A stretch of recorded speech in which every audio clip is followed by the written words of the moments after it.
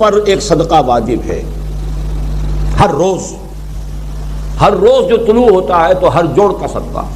یہ انگلی کا جوڑ ہی اگر لاک ہو جاتا، آج صبح آپ اٹھتے ہو یہ لاک ہے تو کیا ہوتا؟ گھٹنا لاک ہو جاتا، کونی لاک ہو جاتی. صبح کو انسان اٹھے کہ میں بھلا چنگا ہوں. کل یوم تطلع فی الشمس، ہر دن جس میں کہ سورج جو ہے طلوع ہوتا ہے اس میں ہر جوڑ پر ایک صدقہ واجب ہے. اس کو شیخ سعدی نے بہت عمدگی سے کہا ہے.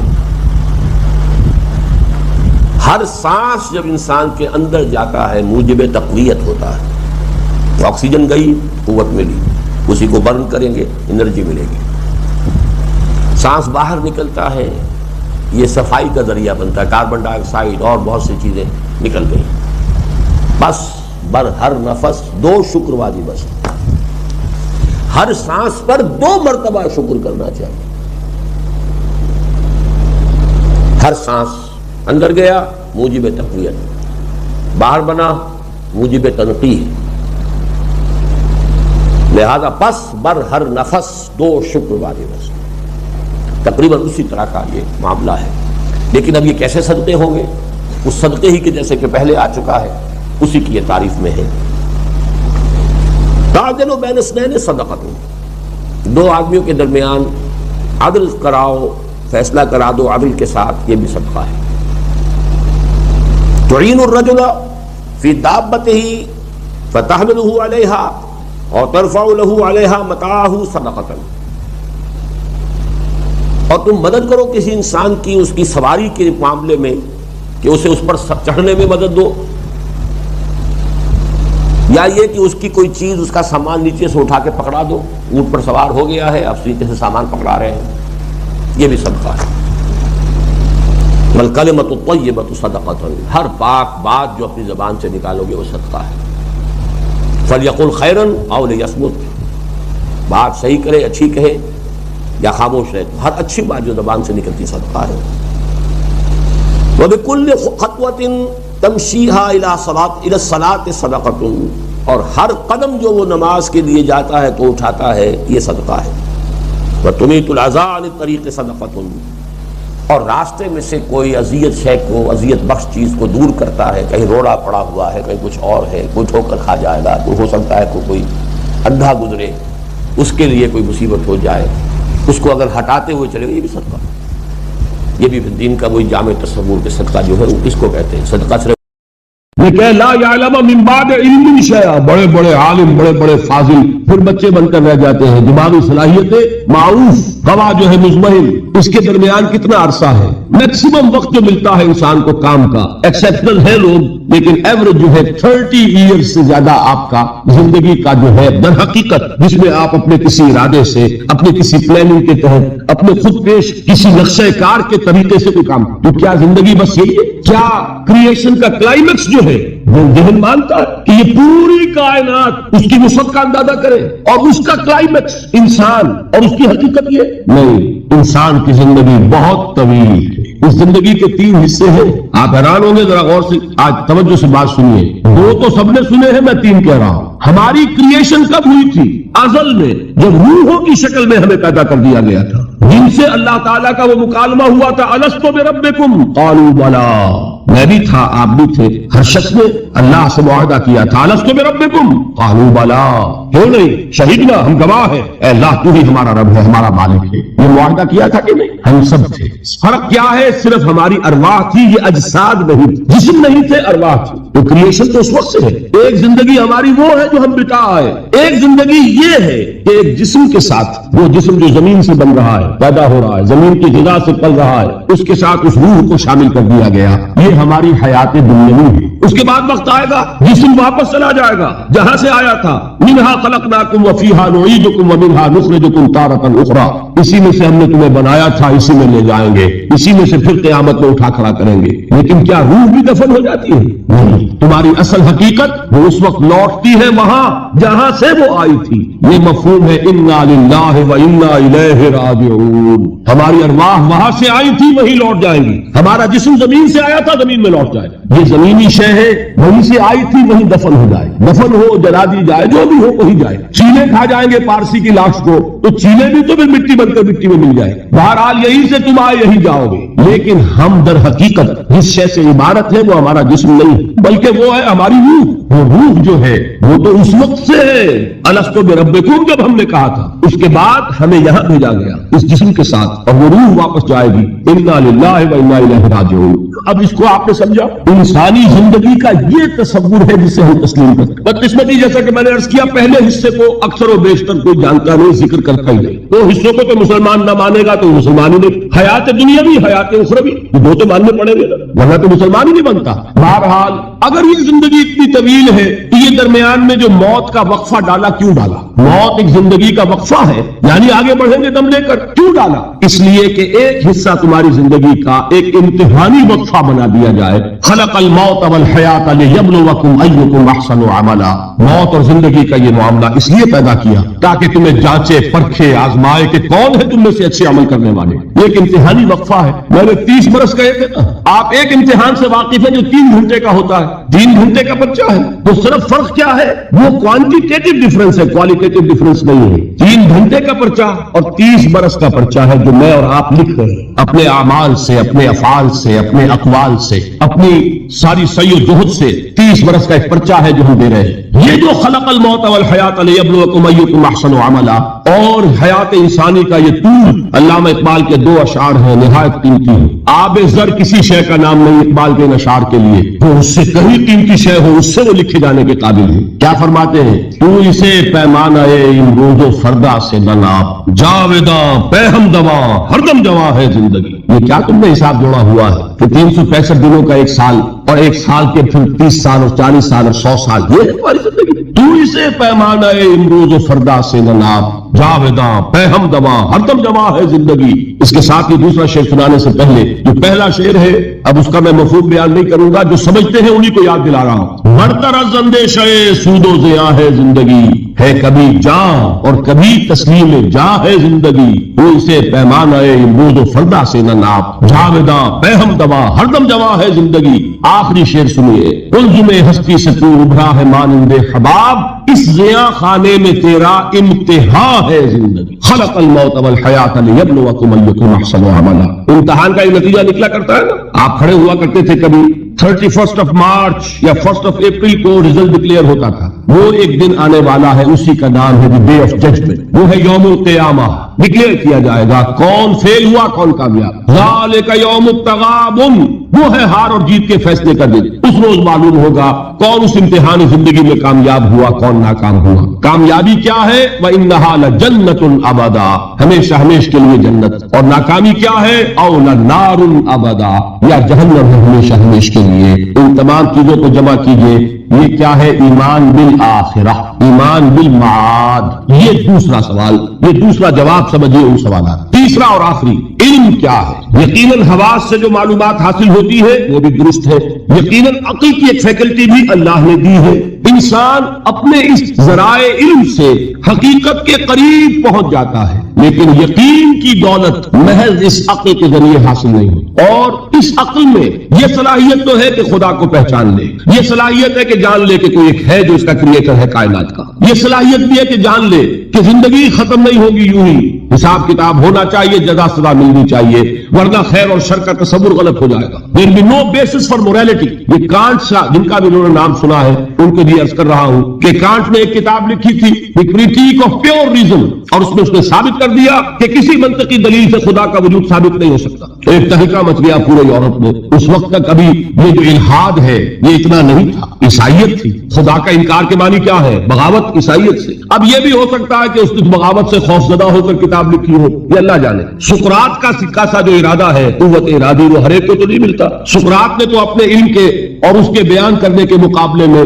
زہر کے پیالے کو پسند کر لیا، لیکن ہو سکتا ہے کانٹ گھبرا گیا ہو، اور یہ بھی ممکن ہے کہ یہ اس کی سوچ ہی کا ایک مرحلہ ہو، جیسے علامہ اقبال نے پہلے شکوہ لکھا اور شور مچ گیا اللہ کی جناب میں یہ گستاخی، لیکن جواب شکوہ لکھا تو پتا چلا کہ اصل میں وہ کچھ باتیں کہنے کے لیے ایک انداز اور اسلوب تھا، کچھ سمجھانا چاہتے تھے مسلمانوں کو، انہوں نے مسدس سے حالی کے انداز میں نہیں لکھا، جواب سوال اللہ کے ساتھ کر کے ان حقائق کو ایک اور لطیف پیرائے میں بیان کر دیا۔ اسی طریقے سے ہو سکتا ہے کانٹ کی دوسری کتاب کا معاملہ ہو، دی کرٹیک آف پریکٹیکل ریزن، اور اس میں وہ ثابت کرتا ہے انسانی اخلاقیات کے لیے کوئی بنیاد نہیں ہے جب تک کہ اللہ کو نہ مانا جائے۔ نیکی کو انسان پہچانتا ہے، لیکن کیوں نیک بنے، اس کیوں کا کوئی جواب ہمارے پاس نہیں۔ سچ بولنا اچھا ہے، کیوں سچ بولے جبکہ سچ بولنے میں نقصان ہو رہا ہے؟ جھوٹ بولنا برا ہے، کیوں جھوٹ نہ بولے جبکہ جھوٹ بولنے سے نفع حاصل ہو رہا ہے؟ ایک بڑا عجیب شعر ہے، مجھے ایک بزرگ نے ایک دفعہ سنایا تھا، لیکن بڑا حقیقت پسندانہ شعر ہے۔ اے صداقت ور تو لعنت از تو رنجے یافتم، اور اے صداقت کے مقابلے میں کوئی اور لفظ تھا، اے خیانت ور تو رحمت از تو گنجے یافتم، اے خیانت تیرے اوپر خدا کی رحمتیں ہو، تیری وجہ سے مجھے خزانہ ملا، اور اے صداقت تجھ پر لعنت ہو، تیری وجہ سے دوست بھی ناراض ہو گئے۔ سچ بولیے، دوست راضی رہے گا؟ کوئی شخص سچ سن کر راضی نہیں رہتا، لوگوں کو راضی، دوستوں کو راضی رکھنے کے لیے جھوٹ بولنا پڑتا۔ تو اے صداقت یا اے دیانت کہہ لیجیے، اے دیانت بر تو لعنت از تو رنجے یافتم، رنج ملا مجھے اور تو کچھ نہیں ملا، لوگ ناراض ہو گئے، غصہ ہو گئے، اور اے خیانت بر تو رحمت از تو گنجے یافتم، گنج ملا، خزانہ ملا۔ تو دنیا کی کیفیت تو یہ، پھر کیوں کوئی شخص سچ بولے، کیوں کوئی شخص جھوٹ نہ بولے، کیوں دیانت برتے، کیوں خیانت نہ کرے؟ اس کے لیے لاکھ آپ کوششیں کر لیں، پولیس کھڑی کر دے، چوکیاں بنا دے، جس کا داؤ چل جائے گا وہ خیانت کر ہی کرے گا۔ اس کو روکنے والی ایک شے ہے اللہ پر ایمان۔ یہ میں بات کس کی بیان کر رہا ہوں؟ کانٹ کی۔ بغیر خدا کو مانے ہوئے اخلاق کے لیے کوئی بنیاد۔ تو یہ ہے وہ چیز جو میں آپ کو بتا رہا ہوں کہ علم انسان کا اس کے حواس سے جو حاصل ہوتا ہے، علم سائنٹیفک علم وہی ہے۔ قرآن نے کبھی اس کی نفی نہیں کی، قرآن تو کہتا دیکھو، کھول آنکھ فلک دیکھ فضا دیکھ، کھول آنکھ زمین دیکھ فلک دیکھ فضا دیکھ، اور مشرق سے ابھرتے ہوئے سورج کو ذرا دیکھ۔ افلا ينظرون الى الابل كيف خلقت والى السماء كيف رفعت والى الجبال كيف نصبت والى الارض كيف سطحت۔ قرآن نے دعوت دی ہے، یہ علم بھی صحیح ہے، حقیقی ہے۔ پھر تعقل، تفکر، افلا تعقلون، افلا تتفکرون، افلا یعقلون، یہ سارا قرآن نے کہا۔ ان دونوں کو اپروو کرتے ہوئے، تسلیم کرتے ہوئے قرآن کہتا ہے اس کی لمٹ ہے، یہ علم تمہیں حقیقت کے دروازے تک تو پہنچا دے گا، اندر داخل نہیں کرے گا۔ بڑے پیارے الفاظ اقبال کے، گزر جا عقل سے آگے کہ یہ نور چراغ راہ ہے منزل نہیں۔ اور کیا کبھی عقل گو آستہ سے دور نہیں، اس کی قسمت میں پر حضور نہیں ہے، قریب لیکن حضور نہیں ہوگا۔ انسان کو حقیقت کے حضور میں حاضری اور علم الیقین کا حصول صرف وحی کے ذریعے سے ممکن ہے۔ اللہ نے اپنی رحمت کا اظہار فرمایا ہے، انسان کو محض عقل کے حوالے نہیں کیا، انسان کو محض حواس ظاہری کے حوالے نہیں کیا، بلکہ اس کی ان تمام صلاحیتوں کے مزید جلا کے لیے چنے ہوئے بندے، سیرت و کردار کی معراج پر فائز، جن کی صداقت و دیانت کا لوہا ان کے دشمنوں نے تسلیم کیا، ان کو چن کر ان پر وحی نازل کی، ہدایت بھیجی، راستہ دکھایا، انہیں مامور کیا کہ چاہے گالیاں دی جائیں، چاہے پتھراؤ کیا جائے، چاہے تمہارے جسم کو لہو لہان کیا جائے، تمہیں خلق خدا کو یہ حقیقت کا پیغام پہنچانا ہے۔ جو پیغام پہنچانا ہے اس پر عمل کر کے دکھانا ہے۔ اگر ایک نظام دیا گیا ہے تو نظام کو قائم کر کے چلا کے دکھانا ہے۔ یہ جلیل القدر ہستیاں انسان تھے، نسل آدم میں سے تھے، اس میں کوئی شک نہیں، لیکن یہ جلیل القدر ہستیاں، انہیں ہم کہتے ہیں یہ انبیاء ہیں جن کو اللہ نے چنا، جن کو پسند فرمایا۔ اللہ یصطفی من الملائکۃ رسلا ومن الناس، اللہ چن لیتا ہے فرشتوں میں سے بھی اپنے پیغام رساں اور انسانوں میں سے بھی۔ فرشتوں میں سے کسے چنا؟ جبرائیل کو۔ انسانوں میں سے کسے چنا؟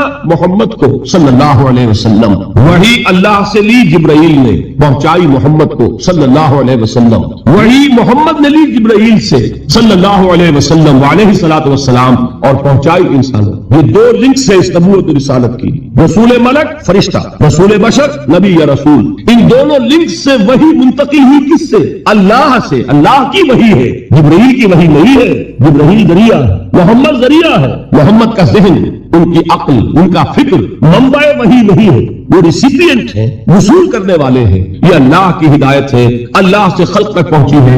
اولاً رسول ملک، ثانیاً رسول بشر۔ یہ ہے نبوت، یہ ہے رسالت۔ یہ نبوت اور رسالت اپنے زینت پر پہنچی، اپنے کلائمیکس کو پہنچی، اور اپنے زینت اور کلائمیکس اور نقطہ عروج کو پہنچ کر ختم ہو گئی، اور یہ نام ہے محمد الرسول اللہ صلی اللہ علیہ وسلم، خاتم الانبیاء، رحمت للعالمین، خاتم النبیین، آخر المرسلین۔ ان کو جو ہدایت دی گئی وہ ہے القرآن، الہدا، the guidance, the complete guidance, the final guidance. نوع انصارا پیام آخری حامل رحمت للعالمین۔ ان تمام چیزوں کو جمع کریں گے تو اس کا نام ہے ایمان بالرسالت، یہ ہے ایمانیات۔ بات سمجھ میں آئی؟ اب کون سا باب ہے یہ بنتی آپ کیجیے گا کہ میں ٹھوکر نہ کھا جاؤں۔ پانچواں باب غالباً۔ دیکھیے پہلا کیا تھا؟ ایمان کے لفظ ایمانی، کچھ یاد ہے کہ نہیں؟ ایمان کے اصطلاح ایمانی۔ نمبر 3 ایمان کا سبجیکٹ میٹر یا موضوع۔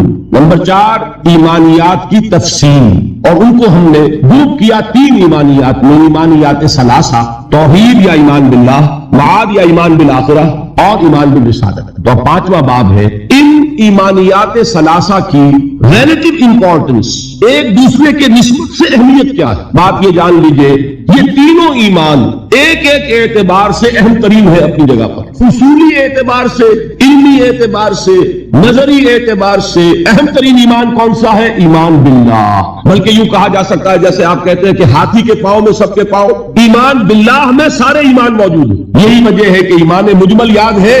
ایمان مجمل کے الفاظ کتنے حضرات کو یاد ہے؟ ذرا ہاتھ اٹھائیں۔ ایمان مجمل، ایمان مفصل، بڑی مایوس کن صورت ہے۔ جہاں سے کہ ہماری تعلیم کا آغاز ہوا کرتا تھا، میں اپنے آپ کو خوش قسمت سمجھتا ہوں کہ میری تعلیم کا آغاز مسجد سے ہوا۔ حفیظ نے اپنے شاہنامے میں شروع میں جو تمہید اپنی زندگی کی بیان کی ہے، اس میں ایک شعر ہے، بڑا دردناک شعر ہے۔ اس نے بھی کہا میری تعلیم کا آغاز تو مسجد سے ہوا، لیکن پھر مجھے والدین نے، جو بھی اس زمانے کا رواج اور چلن تھا، اسکول میں داخل کر دیا کہ اب انگریزی پڑھو اور یہ سیکھو اور وہ سمجھو جس کی دنیا میں قدر و قیمت ہے۔ مجھے مسجد سے مکتب کی طرف تقدیر نے کھینچا، تنازع للبقاء کی آہنی زنجیر نے کھینچا۔ اسٹرگل فار ایگزسٹنس، ایک دوسرے سے آگے نکلنا، تنازع للبقاء، یہ تنازع للبقاء تھا، اور ہے جس نے ہمارے نظام تعلیم کو بدل کر رکھ دیا۔ اب آپ بچے کو پڑھائیں گے کنڈر گارڈن سے، وہ ڈیڈی اور ماما اور پاپا کہنا سیکھے، وہ اللہ اور محمد کے نام نہیں سیکھتا۔ نتیجہ کیا نکلتا ہے؟ کلمات اس کو یاد نہیں ہوتے، ایمانیات اسے یاد نہیں ہوتے۔ لیکن یہ کہ پہلے ہماری تعلیم کہاں سے ہوتی تھی؟ نورانی قاعدہ پڑھو، پھر وہ تعلیم الاسلام، مفتی کفایت اللہ صاحب کے رسالے، وہاں سے میرا آغاز ہوا تھا تعلیم کا، اور وہاں سے وہ دولت مجھے ملی ہے کہ مجھے آج تک یاد ہے۔ ایمان مجمل کیا ہے؟ آمنت باللہ کما ہوا باسمائہ وصفاتہ وقبلت جمیع احکامہ اقرار باللسان وتصدیق بالقلب۔ ایمان مفصل کیا ہے؟ آمنت باللہ وملائکتہ وکتبہ ورسلہ والقدر خیرہ وشرہ من اللہ تعالی والیوم الآخر والقدر خیرہ وشرہ من اللہ تعالی والبعث بعد الموت۔ اب آپ نے سوچا ایمان مجمل ایمان مفصل رشتہ کیا ہے؟ مجملاً ایمان نام ہے ایمان باللہ کا، اللہ کو مان لیا سب کو مان۔ تفصیلاً ایمان نام ہے اللہ کو ماننے کا، فرشتوں کو ماننے کا، اور یوم آخر کو ماننے کا، اور تقدیر کو ماننے کا، اور نبیوں کو ماننے کا، کتابوں کو ماننے کا۔ یہ ہے تفصیل۔ اور اجمال میں جس نے اللہ کو مان لیا، اس لیے کہ نبوت اور رسالت کیا ہے؟ اللہ ہی کی ایک صفت ہدایت ہے جس کی توسیع ہے۔ ہادی، الہادی کون ہے؟ اللہ۔ اس کی ہدایت کی شکل کیا ہے؟ وہی نبوت رسالت۔ اللہ کون ہے؟ وہ ہے العدل، انصاف کرنے والا، اور اس کے انصاف کا ظہور ہوگا آخرت میں۔ ایمان بالآخرہ کیا ہے؟ اللہ کے صفت عدل کا ظہور ہے، نیکوکار کو اس کی نیکی کا جزا ملے، بدکار کو اس کی بدی کی سزا ملے۔ گندم از گندم میں رویت، جو سے جو، جس نے گندم بوئی گندم کاٹے، جس نے جو بویا جو کاٹے، جس نے کانٹے بوئے کانٹے کاٹے۔ یہ عدل ہے، اللہ کی صفت عدل کا ظہور ہے آخرہ۔ تو دونوں یہ ایمانیات در حقیقت اللہ کی صفات کی ایکسٹینشن ہے، اس کی توسیع ہے، اس کی کرونریز ہے۔ تو ایمان اصلاً کیا ہے؟ ایمان باللہ۔ یہی وجہ ہے قرآن مجید میں جگہ آیا ہے ان الذین قالوا ربنا اللہ ثم استقاموا تتنزل علیہم الملائکۃ الا تخافوا ولا تحزنوا وابشروا بالجنۃ التي كنتم توعدون. کسی اور ایمان کا ذکر نہیں ہے. جنہوں نے کہا ہمارا رب اللہ ہے پھر اس پر جم گئے، ان پر فرشتوں کا نزول ہوتا ہے. کس پیغام کے ساتھ؟ نہ گھبراؤ، نہ رنج کرو، نہ غم، بلکہ خوشیاں مناؤ اس جنت کی جن کا تم سے وعدہ کیا گیا ہے. معلوم ہوا کہ اصل ایمان باللہ ہے. کسی میں ایک حدیث بھی آتی ہے، حضور سے ایک شخص نے کہا کہ حضور مجھے تو کل دین کی حقیقت ایک لفظ میں سمجھا دیجیے، میں بڑا عاجز ہوں، میرے اندر صلاحیت زیادہ لمبی باتوں کو سمجھنے کی نہیں ہے، ایک بات فرمائیے جو دین کی پوری حقیقت کو بیان کرے. آپ نے جواب دیا قل آمنت باللہ ثم استقم، کہو میں ایمان لایا اللہ پر پھر اس پر جم. تو ایمان باللہ اور اس پر استقامت، اس میں سب کچھ آ گیا. بلکہ میں یہ کہا کرتا ہوں اس لفظ استقامت میں قیامت مضمر ہے. کہنا کچھ خراب ہونے لگا اس لیے میں احتیاط سے کام دے رہا ہوں.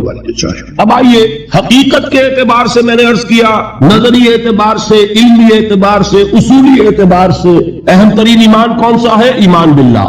اب لیجئے قانونی اعتبار سے، شرعی اعتبار سے حوالہ عقل میں تھی، اس اعتبار سے یقیناً اس وقت بھی آپ نہر کرتے ہوں گے. اور نہر جیسا کہ میں بیان کر چکا ہوں، اس دور میں غریبوں کو کھانا کھلانا، گوشت کا بانٹ دینا، وہ یہ در حقیقت ان کے ہاں سخاوت کا سب سے بڑا مظہر تھا. فصل لربک وانحر، تو اے نبی آپ کو شکرانے میں وہ سارا خیر کثیر جو آپ کو عطا ہوا ہے. اسی لیے دیکھیے وہ نماز تہجد جب آپ پڑھتے تھے اور اتنی طویل رکعتیں پڑھتے تھے کہ آپ کے پاؤں متورم ہو جاتے تھے، تو لوگوں نے کہا حضور آپ اپنے اوپر اتنا تشدد کیوں کر رہے ہیں؟ آپ کے تو اول تو کوئی گناہ ہے نہیں، کوئی آپ کے مقام کے اعتبار سے اگر کسی شے کو کہا جائے کہ کوئی فروگزاشت ہے تو اللہ تعالیٰ اس کی بھی معافی کا اعلان کر چکا، تو پھر آپ کیوں مشقت جھیلتے ہیں؟ تو جواب آپ کا کیا تھا؟ افلا اکون عبدا شکورا، تو کیا میں اپنے رب کا ایک شکر گزار بندہ نہ بنوں؟ میری یہ نماز شکرانے کی نماز ہے، میں اپنے رب کا شکر ادا کر رہا ہوں، اس نے جو مجھے خیر کثیر عطا فرمایا. اب جس درجے کا وہ خیر کثیر ہے اسی درجے کا شکر مجھے اپنی امکانی حد تک ادا کرنا ہے. تو فصل لربک وانحر یہاں شکرانے کے طور پر ہے. انا اعطیناک الکوثر فصل لربک وانحر ان شانئک هو الابتر، یقیناً جو آپ کا دشمن ہے وہی ابتر ہے. اس ابتر کے لفظ کی مجھے وضاحت کرنی ہوگی. شنا، شین، نون اور حمزہ آتا دشمنی کے لیے. ولا یجرمنکم شنآن قوم علی الا تعدلوا اعدلوا هو اقرب للتقوی، کسی دشمنی کسی قوم کی تمہیں آمادہ نہ کر دے کہ تم عدل سے راستہ جو ہے اپنا بدل لو اور دستکش ہو جاؤ، عدل پر رہو، چاہے تمہارا دشمن ہے اس کے ساتھ بھی انصاف کرو. تو یہ شان یہ ہے، اس کے معنی دشمن. ان نشانیہ کا ہو الابتر، یقیناً آپ کا دشمن ہی ابتر ہے. ابتر کے معنی کیا ہے؟ با تا را کا مادہ آتا ہے بطر، کسی شے سے کٹ جانا. خاص طور پر ایک درخت ہے، اس کی شاخ کٹ گئی، علیحدہ ہو گئی، شاخ بریدہ، ظاہر بات ہے اب اس کے لیے زندگی نہیں ہے. جب تک درخت سے جڑی ہوئی تھی اس کے لیے تر و تازگی تھی، وہ بڑھے گی، اس پر پھل بھی آتا اگر وہ آم کا درخت تھا. اب جب کٹ گئی تو اب وہ سوکھے گی، ختم ہو جائے گی، اس کے لیے کوئی تر و تازگی نہیں ہے، اس کا کوئی شاندار مستقبل نہیں ہے. تو یہ کسی شے سے کٹ جانا، اسی معنی میں قوم سے کٹ جانا، علیحدہ ہو جانا، تنہا رہ جانا. لا تجعلنی فردن، مجھے اکیلا نہ بنا دے. تو یہ جو آتا ہے کہ میں اکیلا نہ رہ جاؤں، اس کے لیے بھی یہ لفظ آتا ہے. اور پھر جس کا ذکر یا جس کا سلسلہ منقطع ہو جائے، جس کے ہاں اولاد نہ ہو، اب نام اس کا کہاں رہے گا، ختم ہو جائے گا. اولاد نہیں ہے وہ بھی ابتر ہے، گویا کہ اس کا ذکر باقی رکھنے والا کوئی نہیں رہا، اس کا نام نہیں رہے گا دنیا میں، اس لیے کہ اولاد نہیں، خاص طور پر اولاد نرینہ. اسی طریقے سے جس جانور کی، جس چوپائے کی دم کٹی ہوئی ہے اسے ابتر کہتے تھے، دم کٹا، اس لیے کہ یہاں بھی کوئی شے کٹی ہوئی ہے اس کے جسم سے. تو یہ مختلف الفاظ ہے، یہ معنی ہے اس لفظ کے ابتر کے. اب اس کو نوٹ کیجئے، حضور کو ابتر کہا قریش نے. کن کن معنی میں کہا اس کی تفصیل میں ابھی آپ سے سنا رہا ہوں، اور اس کا جواب دیا جا رہا ہے کہ یہ آپ کو ابتر دے رہے اے نبی، در حقیقت یہ ابتر ہوں گے، بلکہ یہ ابتر ہے. ان نشانیک هو الابتر. حضور کو ابتر کس کس معنی میں کہا ہے؟ بالکل اوائل میں جبکہ حضور صلی اللہ علیہ وسلم نے اپنا پیغام شروع کیا ہے تو لوگوں نے کہا بطرا محمد منا، یہ ابن جریر کی روایت ہے، محمد ہم سے کٹ گئے. ہمارا اپنا ایک طریقہ تھا، ہماری تہذیب، ہمارا تمدن، ہماری روایات، ہمارا مذہب، ہمارے عقائد، اب محمد ہم سے کٹ گئے. تو اس کا مطلب یہ ہے کہ یہ شاخ سوکھ جائے گی. یہ اگر جمعیت کے ساتھ رہتے، پوری اپنی قوم کے ساتھ رہتے تو ان کے لیے بھی شاندار مستقبل تھا. اب ان کا مستقبل بہت تاریک ہے.